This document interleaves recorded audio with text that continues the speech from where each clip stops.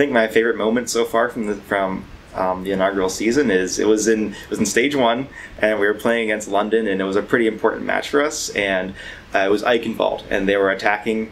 They were about to cap, and I found the Zen in some random spot. I forced his trance, then I threw my bomb from underneath it was on the second point of Eichenwald, underneath in the little pit. I threw it up into the air, and it came out of nowhere. They had no idea where it was coming from, and it got the Valkyrie Mercy, and it got the Genji web played, and they just won off that. Nice. That was my proudest moment.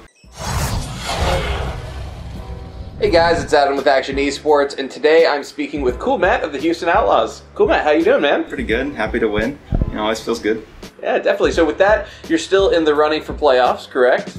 So what are your feelings? Is there any kind of anticipation going into the prospect, seeing what's going to happen as far as playoffs is concerned? I mean, it feels pretty crazy that we still have a chance. It feels like there's still a little bit of hope for us, and so that keeps us going. We went into this match fully prepared we gave it our all, and we still won. We know we can win these matches, right? We know we're in a position where Philly was kind of on the down, and Nixel is taking some losses finally, whatever the reason is, whatever, but we can take this as an opportunity to actually secure these wins and at least make the stage playoffs, right? Whether what happens right now is still out of our control, I believe, whether we win both matches or not, but we can definitely make stage playoffs and strong, which is really important for us as well, to show that we are still a contender, and that we're still working hard, we're still here, and we're still deserving of all our fans, and we can still succeed in the future. So as it's the last week of the Overwatch League, we are working on a series of interviews reflecting on the inaugural season of the league. So to start, can you tell me a little bit about how you felt about this season, just kind of in an overall broad sense? I think the real challenge this season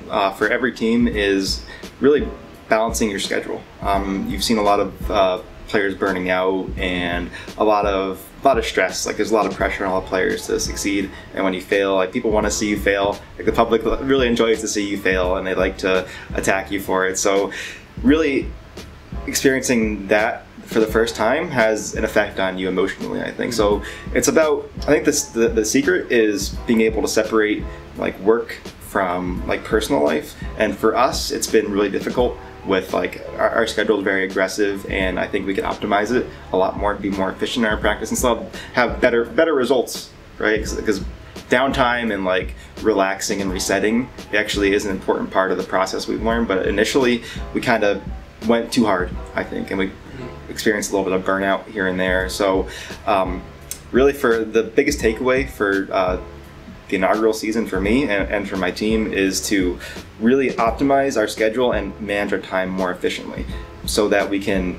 still practice a lot, but also create a more of a separation between work and personal life. So I think that would increase our mental health a lot. So Houston's been one of the most consistent rosters in the league, while other teams have been having a very active, dramatic trades and signings that have completely overhauled their team.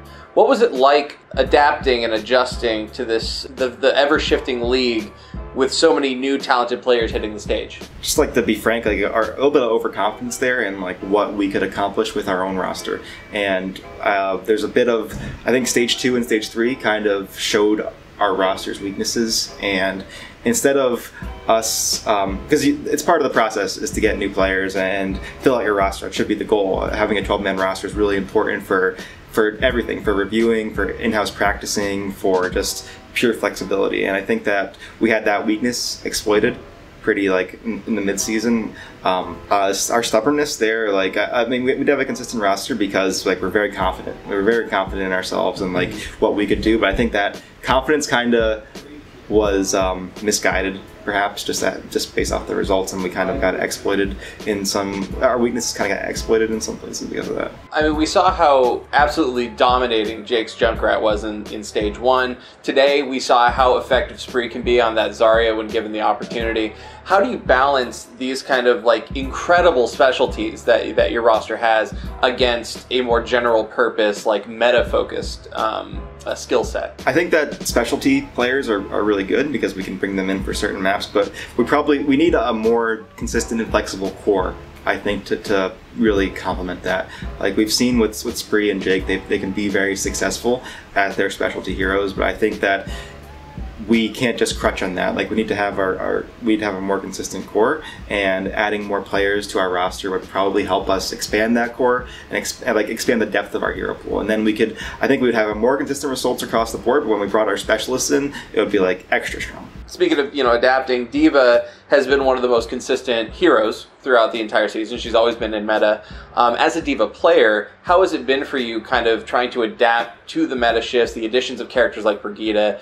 How have you had to adjust your playstyle? So every single patch, like regardless, the smallest changes can have far-reaching consequences. And so going into stage 1, my playstyle and the playstyle of D.Va and tanks in general was entirely different than it was in stage 2, stage 3, and stage 4. You want to build on it each time you go, but sometimes there's like a major reset. So the way you would play in stage 1, it was really just aggressive. Your mistakes weren't punished as much, right? You get rezzed, you want to just like be super aggressive, build your tank ults as fast as you can, spam your tank ults, and just like never really get punished for overextending. Going into stage 2, there was like an extreme reversal, whereas there was a lot less healing. Your mistakes were punished a lot more, and so it's like the way I did it and the way I adapted. Maybe I could have been a little bit slow here and there, could have done better. But what helped me the most was reviewing how other D.Vas played. Like, I would watch their VODs and try to emulate their positioning and their play style, and then really just digest that with all the new information we have about the meta, right, and see where it fits. And then it's really like probably a week or two of studying and hard practice to adjust to the meta, but each little change actually, like, it's very surprising that impacts the game so drastically. Obviously, like, losing Valkyrie was a major change, but even just a little bit of damage on a different character that didn't have that much damage, or like a little bit of less healing, adjust your playstyle. And you have to, there's so many factors that really compound to like adapting, and it's really complicated. But the best way to do it is to like review your own play and compare it to other good players and try to learn what they're doing, emulate what they're doing, and just find success that way. This stage kind of spawned a lot of conversations about the stage system, specifically how this meta is kind of it's a patch that barely existed during live. So there's two sides of this discussion. One, that the stage system is a really well-structured system that gives you guys that week to prep for a new meta. On the flip side, they're saying it would be better to have it closer to live, especially for the fan experience. What are your thoughts on the stage system? Did you feel it was beneficial to you as a competitor, or would you like to see some kind of restructuring in the future? I think the stage system, the principle is good. I would like to see more.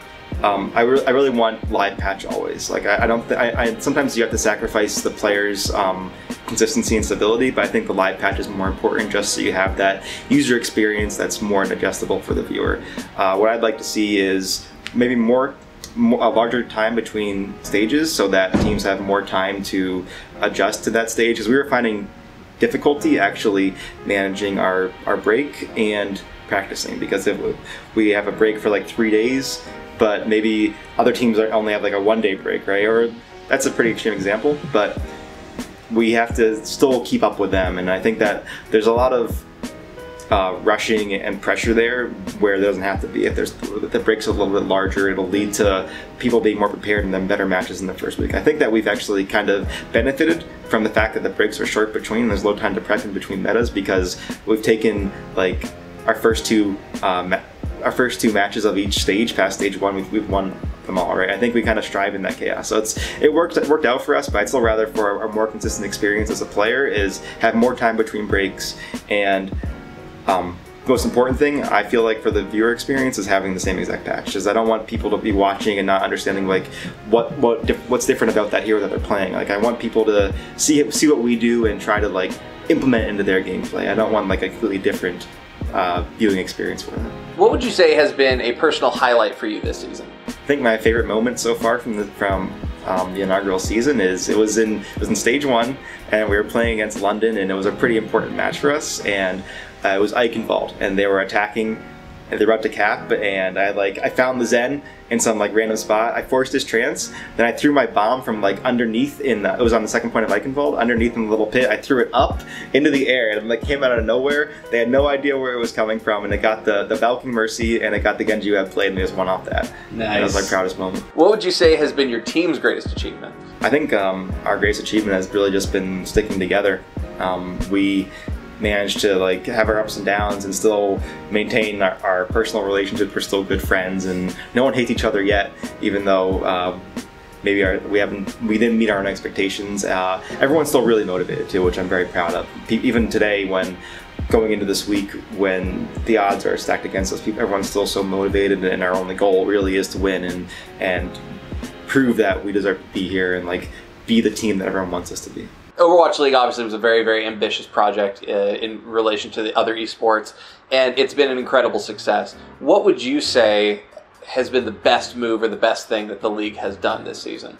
I think the best thing the league has done, and even though it's very aggressive for the player, just is the schedule that allows so much content to be put out. I feel like that's really what pushes Overwatch League above the competitors, is how much content there is to just nonstop. It's always on, and the viewership has been amazing, above expectations. And so we have so many matches being played a week, as hours and hours and hours of footage, and so many people viewing it, and just like the fans engaging so much and like really becoming a part of the community and like talking to us on Twitter and like coming to all these meetups has been amazing as well. The smartest thing Blizzard did was the schedule, even though it's pretty hard on the players, but it's really has showed off in like the sponsors and the viewership and stuff like that. What is something you'd like to see added to the league for next season? I think my biggest issue with the league is really the difficulty of that schedule. It's really hard to manage your life and prepare for 2 matches and play on your own as well, so you have to sacrifice certain aspects of your life, which is kind of expected. But I think that we could keep the same experience for the viewer and make it easier on the players to actually perform better if we kind of spaced out the breaks more, had larger breaks, and maybe added more teams to I think that the goal is probably to add more teams in Season 2, so I think that alone would give us the same amount of content, like the same number of games played per week, but each team would probably play less games per week. And I think that alone would increase the players' experience and like would increase the level of play in Overwatch League, just because you're prepping for less matches and you can actually you'll do better in those matches. Like it'll be higher level because you're less scrambled to prep for 2 matches this week, 2 really hard matches, right? So you have 1 match, you spend the whole week prepping for it, both teams did, and you go head to head, like you give it your all, and that'll produce the best Overwatch for the viewers, and it'll be much easier on the players to actually perform to their max level. So last question, what are you most excited about next season? And what are, outside of taking the whole thing, what are some of your goals for next season? Season 2 for us it's really about we're taking what we learned from Season 1 in terms of our practice habits and the way we incorporate subs and our coaching structure. We want to take all of that and build off of that in the off season, like redo our communication systems and redo the way that we manage ults. Tracking ults has been a really big issue for us, and we have all these plans in the off season to really bunker down. We have a new workspace we're going to be going to work on these issues and iron them out, and we want to come back in Season 2 and take everything. We always want to take everything, obviously. We want to be the team that the fans deserve. The fans love to come out and watch us and support us. We want to make them proud. Coolmatt, thank you so much. Congratulations once again. I hope to see you in playoffs. Thank you very much. Hey guys, this is Adam from Akshon Esports. Thank you so much for watching. If you enjoyed this video, please like, comment, and subscribe. And for future Overwatch League content, including interviews, highlights, and more, check out AkshonEsports.com.